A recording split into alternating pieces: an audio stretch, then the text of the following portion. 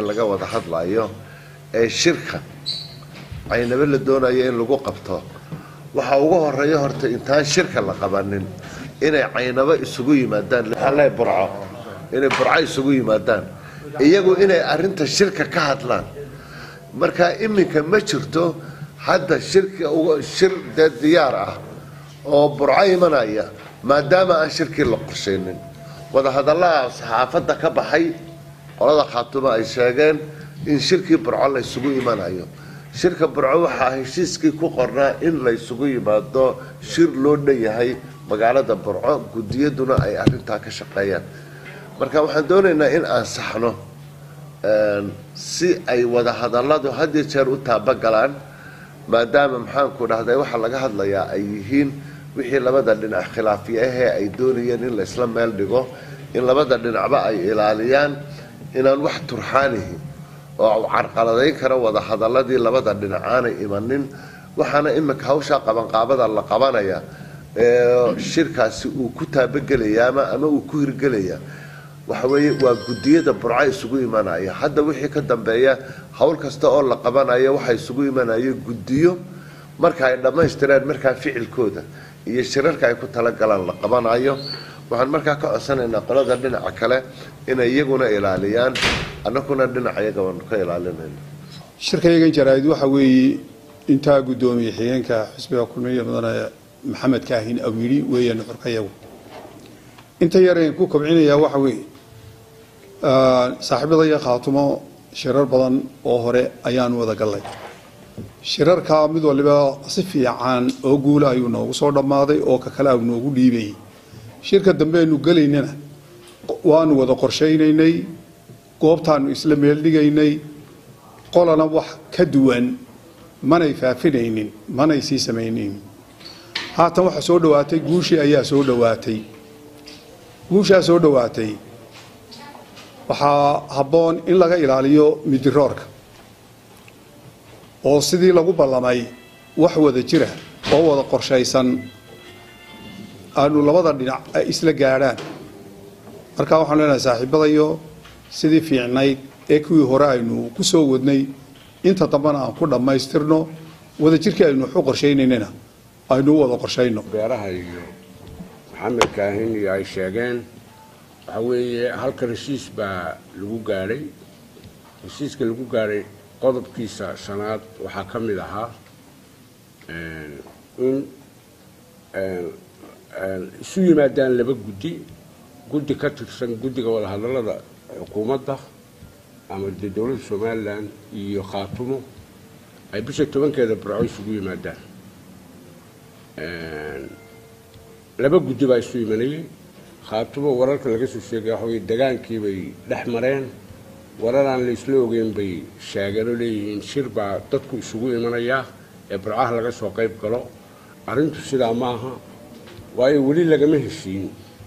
sida iyo cidda iyo meelaha ka kala imanayaan iyo inta ka soo qayb galaysa weli lagama wada hadlino waa waxa loo balaysay marka wax aan laga wada hadlino labada dhinac ka wada hadlin haddii dhinac fidiyo waxay noqonaysaa wax ku keeni kara carqalad geedi socodka shirkaas maxamed sheego afrilaataka dib looga dhigay waxay isugu imanayaan labada guddi oo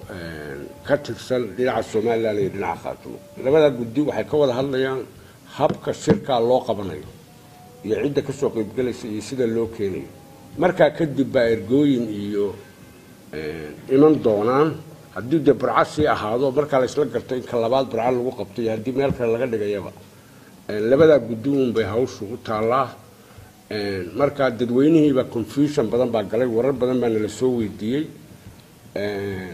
marka xagga waxa ka baxay warar aan la isla ogeyn ba dhinaca Khaatumo laga soo sheegay marka waxaan leenahay arrinta labada guddi balansan dadweynuhuna ay isgelinin wax walaahow ah wali waqtigiiyaga loo yeeri lahaa lama gaarin guddiga xagga xukuumadda iyo dowladda Soomaaliland ka soo jeeda waxa riidowada halka ka Khaatumo lagu wada hadlay waxa la gaaray heshiis ah in gobashii uu dhigay madaxweynuhu in beesha dhulbahantee shir loo qabto inay fusho oo qodobada ka mid ahayd lagu heshiiyey shirkaas beesha loo qabanayo waxaa la isla gartay inuu baahan yahay qorshe iyo isafgarad sidii loo qaban lahaa in markaa guddi qabanqaabo la abuuro ayay noqotay guddigaa qabanqaabadana waxay isla ogeyd oo lagu heshiiyey inay shir ku gasho Burco shirkaas oo ay kaga tashato labada guddi ee dhinacna ka soo jeedo Khaatumo dhinacna dawladda ka soo jeedo in lagaga wada hadlo shirkaas sidii loo qaban lahaa oo lagu qorsheeyo oo yaa ka soo qayb galaya shirka maxay noqonayaan qaabkeeba dadka beeshan shirka loo qabanaya ay shirka soo uga soo qayb qaadanaysaa qaybaheeda kala duwan hadday tahay beelo hadday tahay si kale ay markaa u aragto ama aqoon-yahan soo dirsato ama qabaa'il sidii ay wax u qaybsan jirtay qabaa'ilada soo dirsato lagu qorsheeyo oo la isku afkarto ajandaha xataa la isla eego iyo waxa uu ka koobnaanayo sidii lagu yiqiinay guddi qabanqaabo inay labada guddi iyagoo ay arinta uga wada hadlaan marka waxa la isla afkartay waxa shirka qabashadiisa bisha 10keeda oo iminka sidii maxamed kahani odayaashii ugu horeeyay u sheegeen loo laga dhigay waqtigiisii dib loo dhigay duruufo iyo hawlo yimid dartood bisha 24keeda laga dhigay inta ayaa lagu heshiiyay waxa markaa la soo gaaraysa oo dadkii su'aashoodii nagu badatay oo meel walba laga soo hadlaya ama la soo sheegaya ama wararku noo soo sheegaya in guud dhinacii Khaatumo ay campaign galeen olole iyo warar aan la isla ogeyn oo aan ku jirin oo ah inay dadkii kicinayaan kuwii dibad joogii qurba joogii iyo guda joogiiba ay wargelinayaan ay leeyihiin shirweynihii dhulbahanta loogu yeeray baa la qabanayaa oo Burco lagu qabanayaa bisha 10keeda ka soo kacay iyo odayaal iyo qabaa'il uqaal garaado odayaal kale dad abaabul la leeyahay istiyaariye markaasuna mid meesha ku jiray maaha shir loo qabanayo iminka dhulbahanta oo loogu yeerayana ma jiro shirkaasu qabanqaabadiisii ayaa loo balansan yahay Khaatumana waxa laga filayaa inay sidii la isku ogaa ku dhaqanto oo ka soo qayb qaadato intaas uma rabnay inaan dadweynaha u baahino oo sheego taa maaha laakiin anagu waa run waxaanu Khaatuma maniin dadkuna ma wada aha beesha ama deegaankaasu waa laga yaabaa qaar taageersan inay jiraan kuwa gaar ah adigu iminka tilmaamaysa beesho dhan baanu ka hadlaynaa